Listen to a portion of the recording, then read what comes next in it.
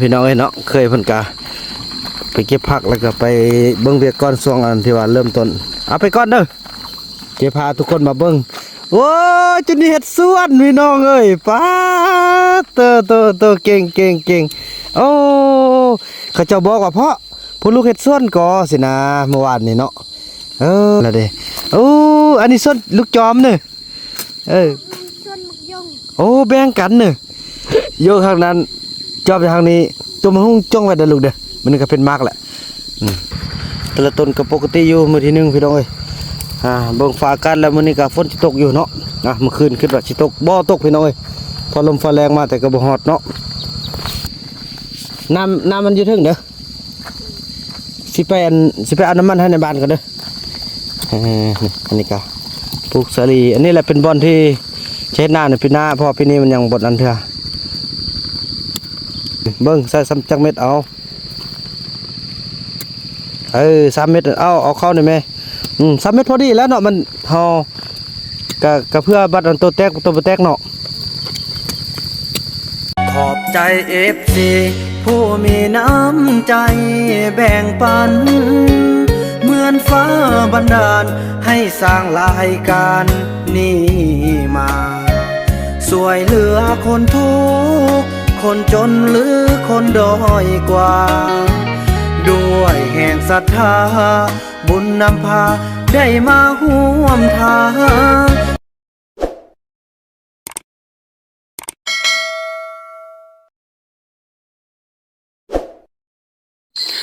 พี่น้องแล้วเดินทางวันนี้บ่าวนำก็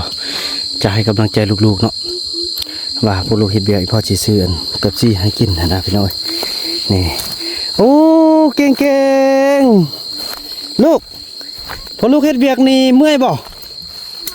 เมื่อยโอ้ก็เมื่อยได้เลยลูก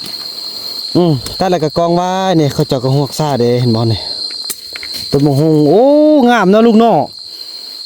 แล้วนั้นเด้ออีพ่อไปซื้อเป๊ปซี่ให้กินเด้อ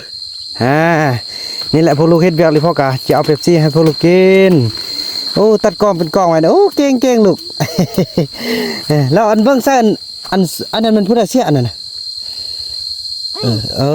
ไม่เท่าแพทย์กับไม่เท่ามีอันนั้นเป็นส่วนไม่เท่าแพทย์ไม่เท่ามี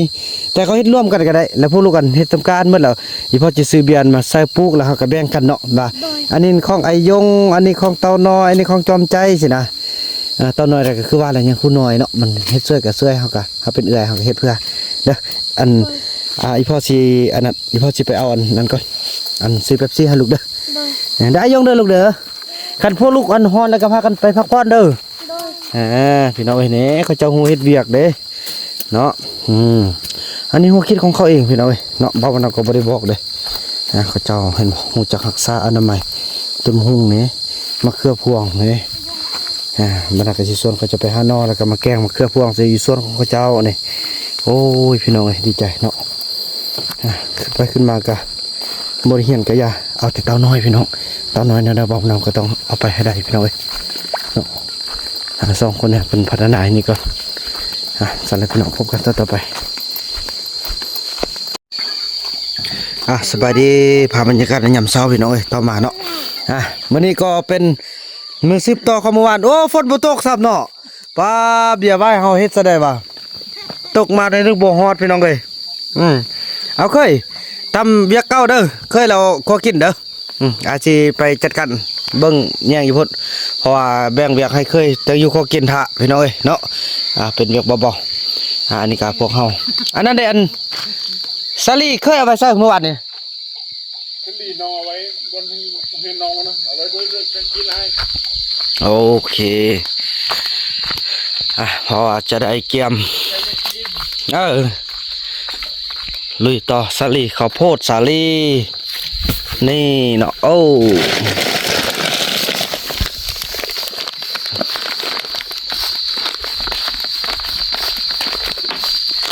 เอาอันนั้นเอาเสียมพาเสียมมาเลยเนี่ยมันนี่ไป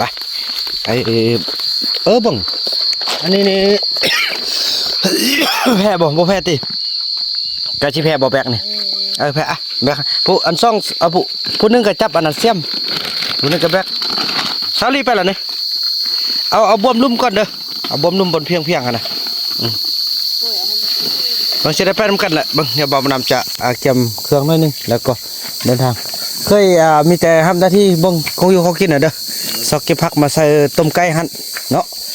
พอดีพี่น้องไก่เฮาก็เริ่มเป็นตาเป็นอาหารละแต่ก็ค่อยว่ากันละพี่น้องเอ้ยแซ่บได้น้ำหวานนี่เนาะนุ่มแซ่บเคยกะคั่วกินแซ่บพี่น้องเอ้ยแกงใส่บักดิดคือเก่าน่ะเด้อแบบเก่าเมื่อวานนี่แหละแซ่บหลายพี่น้องซาวลีก็ไปพุ่นแล้วก็เพิ่นก็ฝากบอกว่าเบิ่งลูกเด้อเพิ่นว่าเนาะคือนั่นนี่แหละลูกก็สิให้อยู่หากินเมื่อวานเพิ่นก็ได้นอได้พี่น้องเอ้ยเนาะจังซั่นพี่น้องพี่น้องโอ้เฮือนก็งามเนาะเฮือนงามหลายส่วนซาวลีพากันเซอก่อนท่าเด้อไอ้ส่วนคำน้อยไปนึงก่อนเด้อไอ้เอาน้ำไปคำน้อยพี่น้องเอ้ยโอ้โห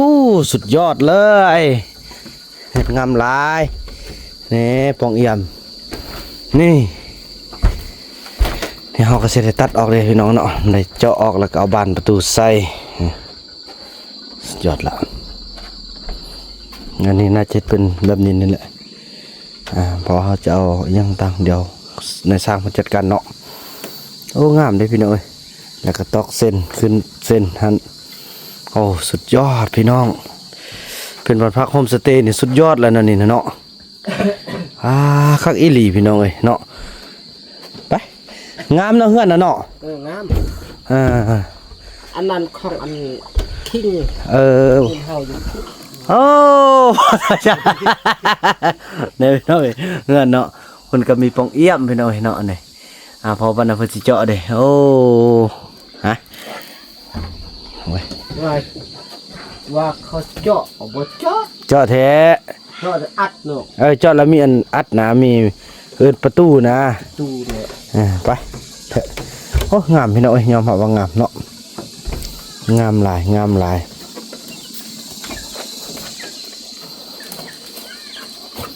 งินบักงามให้คำน้อยกับมาอยู่น้ำอายเด้ออยู่น้ำอายแล้วแต่ว่าโบกินเหล้าเด้อเนี่ยหน่อยไปซอกเสียมเนี่ยเสียมเมื่อวานไปใส่เสียมเนาะเอามาวันนี้นะบนลุ่มจีเบิ่งลองซอกดูไปหาสันกับแบกจ้องไปเอา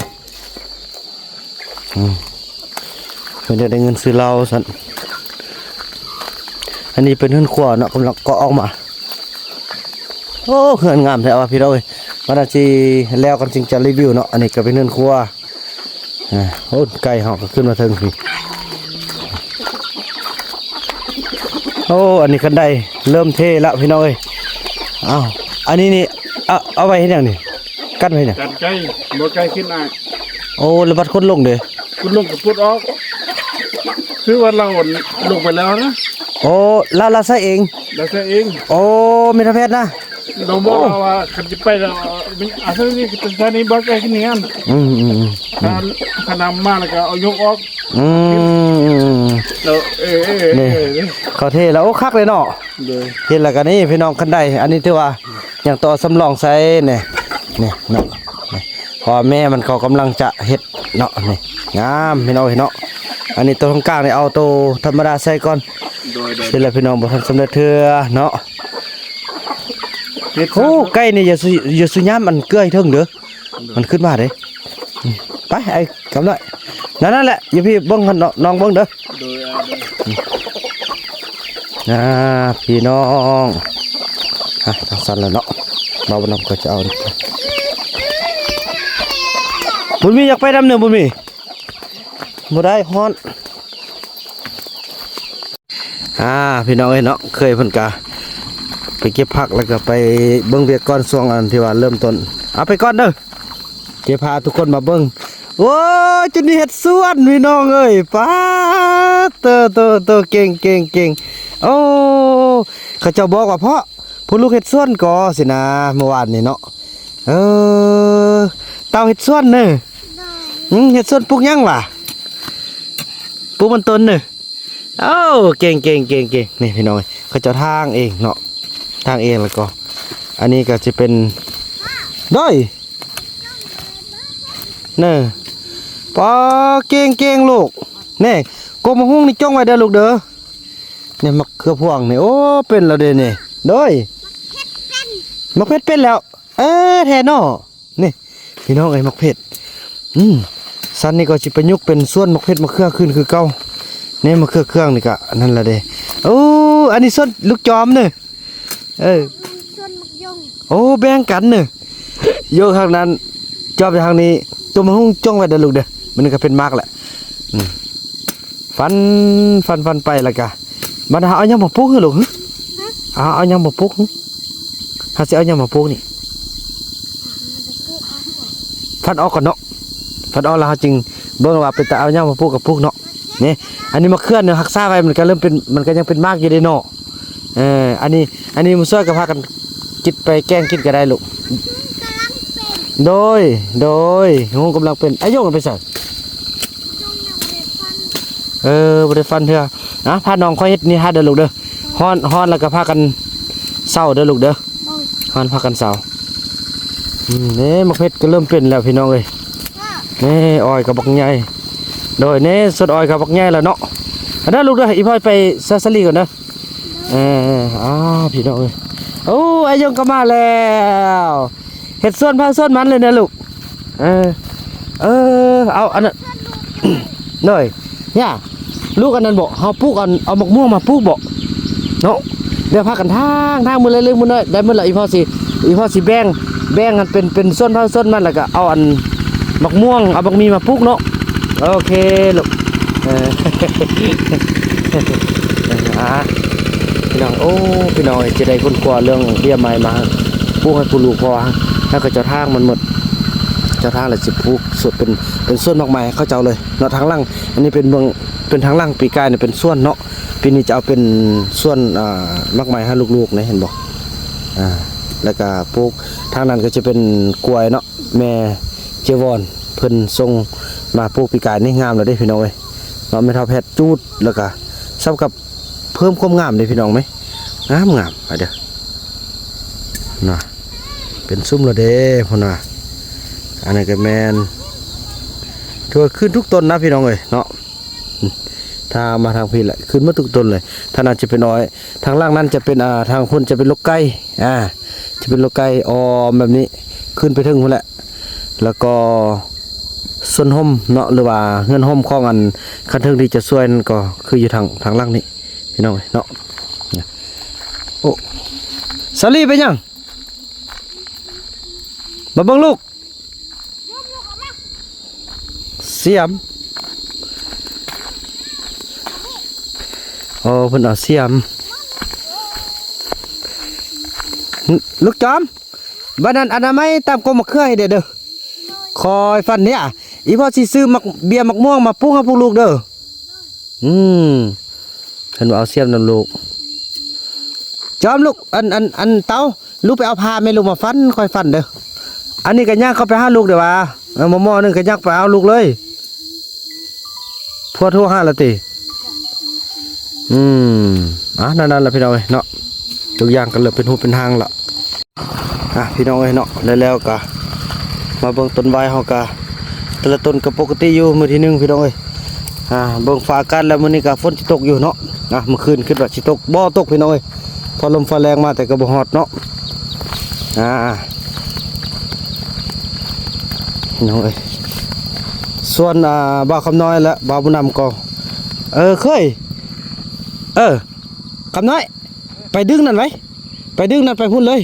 บ่ท่าห้ามเลยดึงอันนั้นพอเคยเพิ่นช่วงที่บ่ได้คั่วกินเพิ่นก็ยังมาช่วยเนาะ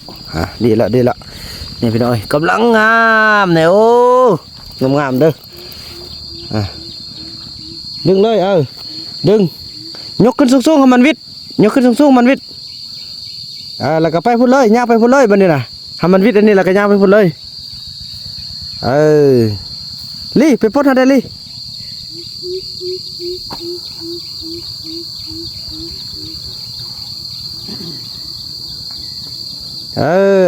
ยกขึ้นสูงๆย่างไปพุ่นเลยบัดนี้น่ะเพราะว่าเขาจิตต่อเป็นเท่านี้พี่น้องเอ้ยเนาะคือน้องที่ว่าแหละ200กว่าเบียร์เขาปลูกหน้าที่นี่ถือว่าหมดละบัดนี้เขาจะต่อใส่ทางนั้นพุ่นเนาะพี่น้องเนาะ ถือว่าขอบคุณเด้อทางพี่วันเนาะนี่พี่น้อยนี่งานเนาะขอบคุณทางพี่วันที่อุปถัมภ์คำสู่เนาะจำนวน 10,000 บาทพี่น้อยเดี๋ยวเราจะไล่ให้ฟังเนาะตอนถ่ายคลิปพี่น้องหลังจากที่เขาปลูกสำเร็จพอมื้อนี้ก็ได้สั่งมาแล้วเนาะก็ถือว่าน่าจะได้เอามาแล้วละพี่น้อยพอเพิ่นมาส่งมื้อนี้เฮาอันนั้นเนาะเฮาต่อจากแถวตัวนี้ยาวๆไปเลยเนาะเสียน้อง เอาไปซื้อนี่ลงมาเลย เส้นทางลงมาเลยบ่อย่าน้องเฮาต้องต่อแถวนี้ได้เพราะมันนี่เส้นทางเด้แป้งพี่ให้มันงามพี่ก่อพี่ลงมาพี่นี่พอเฮาจะเฮ็ดเป็นเอาความงามเลยเราจะเร่งให้มันซื้อมาตอนนี้เลยเพราะในตอนหน้าเส้นทางมันจะมานี้พี่น้องเนาะ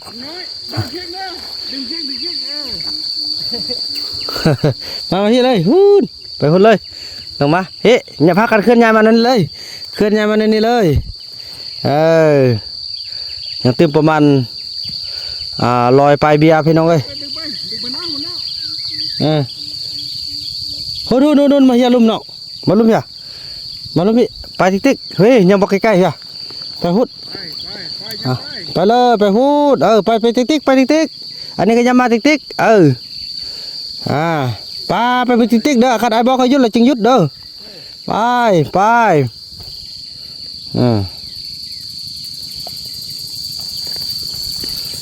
ส่วนทีมงานนี่กับปลูกสลีทางลุ่มปลูกมันเลยเด้อบ่ท่าจ้องทางเลยเด้อจุกมันเลยเด้อหรือว่าเขาสิจ้องทางเลยนึงบอกไปยับไปไม่เสร็จเลยสำเร็จละจ้องมานั่นเดียวเนาะไม่เสร็จไม่เสร็จตึมไม่เสือกตึมบ่เดี๋ยวบ่อาจจะไปแป้งบังเอาน้องปักนี่ก่อนจะนี่น้องอีสนะเราต้องเร่งมันซื้อคุมนี่มันอยู่นี่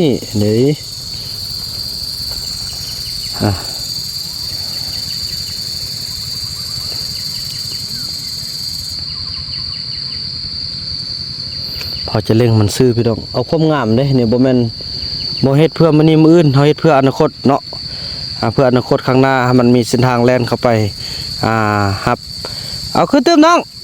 เอาไปเติมไปจำหมดเลยไปเติมไปติ๊กไปเติมไป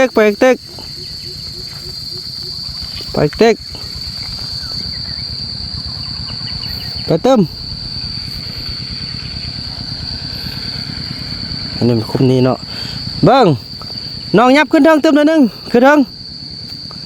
เติม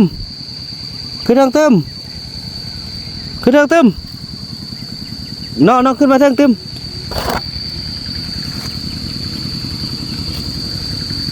เบิ้งซื้อแล้วบ่ซื้อแถวนี้โอเคเบิ้ง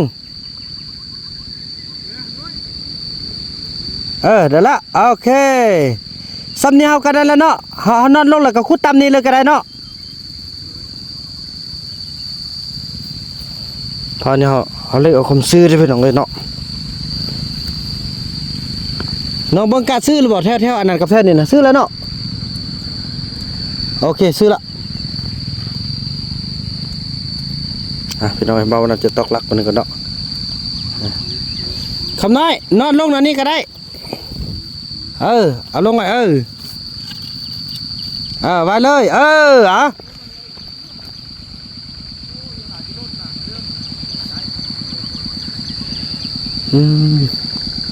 ทางนั้นอาจจะบ่ซื้อเลยนึงสั่งเถอะเนาะพี่น้องเนาะได้ละไปไม้แล้วก็ขุดต่อพี่น้องพี่น้องเนาะแล้วก็บ่นำได้วางนี่ก็จิมันให้ทางเคยไรเนาะเพิ่นส่วนเพิ่นยังค่าเวียกอยู่เนาะแตกบ่อันได้ก็ปลูกนี่หอมแตกบ่อันพร้อมปลูกนะบ่คือดินแตกบ่บ่แตกหรอกแตกมาจากปลายถือว่าทางในบ้านเพิ่นเนาะเพิ่นมาให้บ่นำออกไปซื้อน้ำมันเพื่อจะไปปั๊มไม้ที่เฮ็ดเฮือนเอาอินท่าเด้อตามนี้แหละพี่น้องพอเขาจะเข้าใจแล้วเนาะบ่นำให้ขุดปะเป็นคุ้มแล้วมื้อแรงจึงเอามาลงพี่น้องเพราะเบียร์ก็มื้อแรงจึงจะมา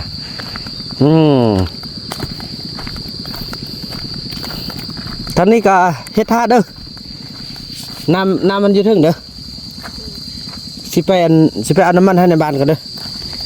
นี่อันนี้ก็ปลูกสาลีอันนี้แหละเป็นบอนที่ใช้หน้าเนี่ยปีหน้าเพอปีนี้มันยังบดอันเถอะ ปีหน้ายังค่อยไทยให้ เด้อแม่นแหละ อันนี้ปีนี้ปลูกสลี อย่าเฮ็ดคืออีเต้าเด้อสิไปเม็ดคุมหนึ่ง นี่จังเอื้อยเพิ่นเนาะแล้วก็อีแม่เพิ่นมาช่วยพี่น้องเอ้ยนี่ก็ถือว่าเซาลี่ก็สร้างเฮ็ดแล้วนี่อย่าใส่คือลูกสาวเต้าเด้อเบิ่งใส่ซ้ำจักเม็ดเอา3 เม็ดเอาเข้าหน่อยแม่3 เม็ดพอดีแล้วเนาะมันเฮาก็เพื่อบัดอันตัวแตกตัวบ่แตกเนาะบ่ใกล้3 เม็ดเด้อ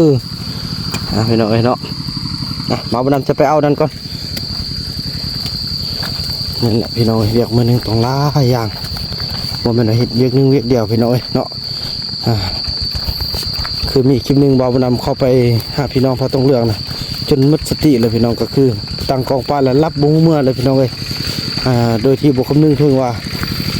เสี่ยงกับอันตรายเสี่ยงกับทุกอย่างเนาะที่อยู่ในป่าแต่ก็ย้อนมาความอิดเมื่อยแหละพี่น้องเอ้ยจนได้ลืมตัวไป20 กว่านาทีพี่น้องเอ้ยตื่นขึ้นมาโอ้โหดีเจ็บบ่เป็นยังพี่น้องเนาะสั้นๆแล้วพี่น้องผมก็ต่อไปพี่น้องแล้วเดินทางวันนี้บ่าวนำก็จะให้กำลังใจลูกๆเนาะว่าพวกลูกเฮ็ดเบียร์พ่อสิซื้ออันเป๊ปซี่ให้กินนะพี่น้องนี่โอ้เก่งๆลูกพอลูกเฮ็ดเบียร์นี่เมื่อยบ่เมื่อยโอ้ก็เมื่อยได้แหละลูกแต่ละก็กองไว้นี่เขาเจ้าก็ฮวกซ่าเด้เห็นบ่นี่ต้นมะฮุงโอ้งามเนาะลูกเนาะแล้วนั้นเด้ออีพ่อไปซื้ออันเป๊ปซี่ให้กินเด้อนี่แหละพวกลูกเฮ็ดเบียร์เลยพ่อกะจะเอาเป๊ปซี่ให้พวกลูกกินโอ้ตัดกองเป็นกองไว้นะโอ้เก่งๆลูก แล้วอันเบิ่งซ่อันนั้นมันผู้ใดเสียอันนั้นน่ะไม่เท่าแพทย์ก็ไม่เท่ามีอันนั้นเป็นส่วนไม่เท่าแพทย์ไม่เท่ามีแต่เขาเฮ็ดร่วมกันก็ได้แล้วพวกลูกกันเฮ็ดทำการหมดแล้วอีพ่อจะซื้อเบียร์มาใส่ปลูกแล้วเฮาก็แบ่งกันเนาะว่าอันนี้ของไอยงอันนี้ของเต่าน้อยอันนี้ของจอมใจสินะเต่าน้อยก็คือว่าอะไรยังผู้น้อยเนาะมันเฮ็ดช่วยก็ช่วยเฮาก็เฮาเป็นเอื้อยเฮาก็เฮ็ดเพื่อเด้ออันอีพ่อสิอันนั้นอีพ่อสิไปเอาอันนั้นก่อนอันซื้อเป๊ปซี่ให้ลูกเด้อได้ยงเด้อลูกเด้อคันพวกลูกอันฮ้อนแล้วก็พากันไปพักผ่อนเด้อพี่น้องเอ้ยนี่เขาเจ้าฮู้เฮ็ดเวียกเด้เนาะอันนี้หัวคิดของเขาเองพี่น้องเอ้ยเนาะบ่าวนาก็บ่ได้บอกเด้เขาเจ้าเห็นฮู้จักรักษาอนามัยต้นหุ่งนี่มะเขือพวงนี่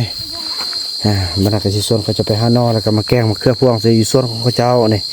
โอ้ยพี่น้องเอ้ยดีใจเนาะขึ้นมาก็บ่ได้เฮียนก็อย่าเอาแต่เต่าน้อยพี่น้องเต่าน้อยเนี่ยบ่าวนำก็ต้องเอาไปให้ได้พี่น้องเอ้ย2 คนเนี่ยเป็นพัฒนาอันนี้ก่อนสั่นแล้วพี่น้องพบกันต่อไปพี่น้องเอ้ยเนาะแล้วก็ป้าบนำได้ไปเอาน้ำมันเนาะโอ้น้ำมันลมเห็นได้อย่างเนาะลูกเอ้ยเอื้อยไปใส่นี่ตอนน้อยเพิ่นก็ลูกเอื้อยไปเฮ็ดเวียกตินี่ให้พี่น้องไอ้บินยังติดนี่เนาะเป็นคลองในสร้างเนาะพี่น้องไอ้เนาะจะใส่ซื้อเบาหนัง458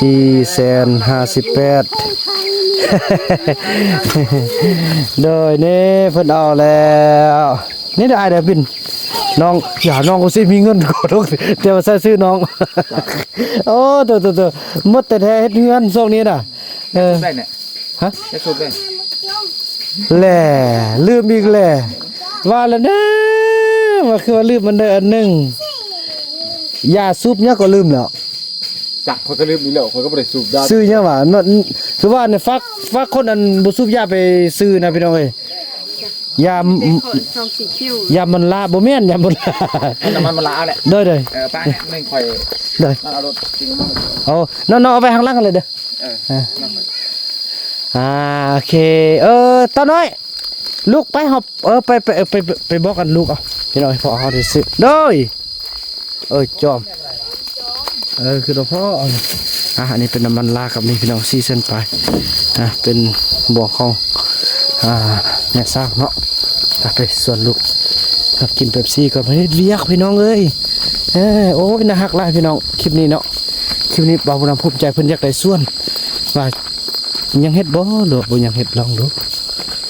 หรือว่าไปหาแม่เพิ่นบอกจอมลูกจอมยงจอม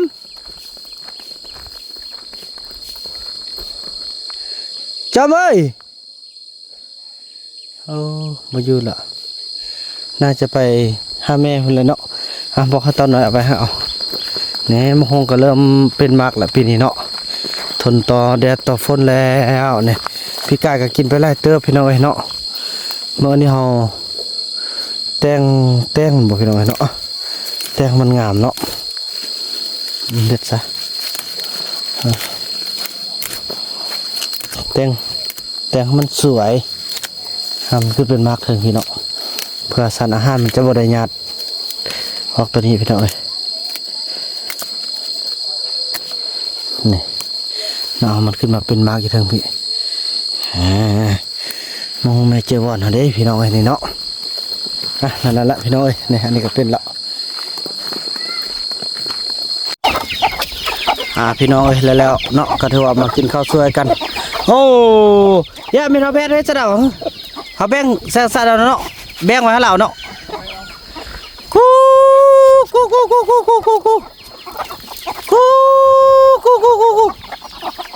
เพราะว่าใกล้มันมาคว้างพี่น้องเอ้ยเนาะก่อนจะกินข้าว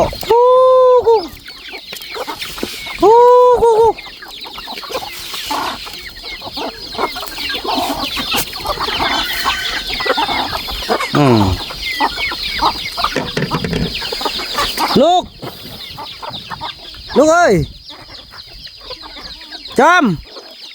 มาลูกสระไปกินข้าวไว้ไอ้คำน้อยกินแล้วจอมลูกกินแล้วเด้อลูกหายงมาพากันมากินข้าวไว้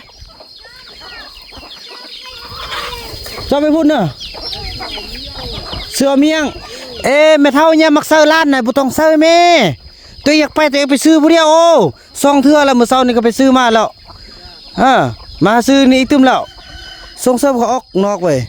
อันนี้บ้างวันนี้เขาจะแบ่งให้เด้อเขาจะแบ่งให้เอาเด้อพอมันคือวันเราอยากอาบน้ำเลยพี่น้องเนาะไปทางเรากับมันเกี่ยมกินข้าวกันโอ้แดดอีกแล้วพี่น้องวันนี้เนาะไปอยู่เรื่องท่าบ้านนั้นสิแบ่งยังกินไปลูกเต้าน้อยได้ลูกจอมนั่นยงไปน้ำจอมโอ้จะได้ฮิสระเมทามีนี่มักเซอร์ล้านออกไปซื้ออันนี้ซื้อนั่นตลอดเต้งเราขี้ขานอยู่ละล้าบ่เฮ็ดหยังเราหาแต่ล้านออกไปมื้อเช้านี่ก็ซื้อทานบักไล่ซื้อทานมากับบักเยอะมันเกี่ยวสิไปป้านึงนะไปแม่บ่นำแล้วบัดนี้ ไปกินข้าวเลยเฮานะเราไม่เท่าแพทย์นี่น้องได้แบ่งแล้วบ่น้องแบ่งหั่นละพอไม่เท่าแพทย์พอมันคือว่าเราบ่อาบน้ำนะมายงลูกไปลูกมากินไก่ไปมานะมาบ่เลยคำน้อยกินก้อนแล้วว่าอยากไล่ตอนนี้ก็เป็นเวลาอยู่11:30 นาทีเนาะพี่น้องเนาะก็พอดีเนาะพอดีกินข้าวสวยเฮาเนาะจังซั่นละพี่น้องเอ้ยกินข้าวกินน้ำแล้วก็ลุยงานตอนแรงพุ่นละพี่น้องเอ้ยตอนนี้ก็แดนฮอนอยู่เนาะเธอได้ไล่พอสมควรละพี่น้องพอเร่งออกอันสมมุติออก3 โมงแล้วเฮาเลิกกัน6 โมงพุ่นเด้เนาะปกติเลิก5 โมงพี่น้องเอ้ยคันว่าเลื่อนไปเฮาก็เลื่อนออกไปเต็มบ่มันนั่นค่ำเนาะยามนี้เนาะนั่นดอกนั่นแหละพี่น้องพอเดินฮอนเขาก็จะบังคับบ่ได้พี่น้องพอมันเดียวเกิดสารบัดเกิดซอกลงมาโอ้มือสลีกระแดงล่างมือแล้วบ่เนาะ ล่างเลยแหละเอาแต่คือว่าแล้วมันหักน่ะเนาะเอาปัดเขาเอาลูกปัดเอาลูกสดเอาเลยลูกสดเอาเลยกินเลยป้าเนาะตอนน้อยกับจอมเนี่ยเนาะบอกเด้อไปบอกเด้ออย่าส่งเฮินล้านออกไปซื้อไล่เด้มื้อนึงออกไปซื้อมื้อนึง จีนเห็นเขาจับขึ้นรถตู้แล้วใต้คักแหละตึมจังน้อยอายงจังน้อยสิได้อ่างอาบน้ำเด้ออันพอดีแม่ดาบอนเพิ่นสิซื้ออ่างอาบน้ำให้มื้อแรกนี่จะไปพากันไปซอกก่อนซอกก่อนนั่นน่ะพี่น้อยโอ้น้องเฮียเฮาบ่กินก่อนกินก่อนแล้วจังหาเขากินน้ำลังเอาเนาะมากินข้าวก่อนไว้มาสันเอากินก่อนเนาะจังสันแล้วพี่น้องก็โอ้ยเนาะเป็นห่วงเด็กน้อยไปหลังจากกินข้าวกินน้ำแล้วพวกเฮาสิได้นั้นพี่น้องเอ้ยเป็นข้าวดีพี่น้องเนาะมีทางญาแม่ดาวอนสีหราชเนาะเพิ่นก็ให้ไปเลือกเอาอุ้งน้ำบัดนี้พวกลูกจะบ่ได้ไปอาบห้วยแล้วเนาะเอาน้ำลูกเห็นบ่อนตัวเขาเล่นเดิน5นะเขาปล่อยน้ำสลากันอาบแล้วเห็นน่ะเนาะจอมได้ไปซะละคำน้อยเอ้ยอันเบิ่งเฮ็ดเวียกนำอันนั้นเด้อมื้อแรกเอาเงินให้เด้อขนาดเด็ดอุ่นก่อนอันจึงนั้นไปลูกจอมเทียบไปเลือกกันอุ้งน้ำเนาะแล้วลูกโหบ่อันต้นเขาสระน้ำนะต้นเขาเป่าลมแล้วเขาเอาน้ำใส่แล้วเขาอับลอยลิ้นใดนะเห็นคู่เนี่ยโอเคได้ไปแก้มขึ้นรถเนาะไม่เท่ามีบ่ไปแล้วเนาะเพิ่นฝากเงินไปซื้อปลาดุกแล้วพี่น้องเอ้ยเงินก็ฝากแต่เมี่ยงได้อยากรับเนอะต้องได้กินเมี่ยงเนาะสิซื้อให้ได้กันถือว่าเมี่ยงได้ซื้อให้อย่าซุปก็พอซื้อให้แต่ว่าเรานี่บ่ซื้อให้เด้อไอ้คำหน่อยจังซั่นแล้วพี่น้องพอไม่เท่ามีเพิ่นก็ฝากเงินประมาณ20,000นี่แหละไปซื้อปลาดุกโอ้ย20,000มันก็จะได้เท่าได้นึงพี่น้องเอ้ยโลนึงก็50,000แล้วเนาะจังซั่นแหละพี่น้องเอ้ยเด้อไปซื้ออุ้งให้ลูกก่อนเด้ออันอุ้งอาบน้ำนะสระอาบน้ำนะแดดในนี้เราพากันออกไปเฮ็ดเวียกต่อเด้อจังซั่นได้เนาะคันอันนั้นเราสินำเบิ่งแดดอ่อนก่อนอันนี้สิพากันออกไปก่อนพี่น้องไปเอาเบียร์ไว้เต็มเพราะว่าบ่พอพี่น้องเนาะเพราะว่าจะใส่ประมาณ300เบียร์พี่น้องเนาะจังซั่นแหละพี่น้องเอ้ย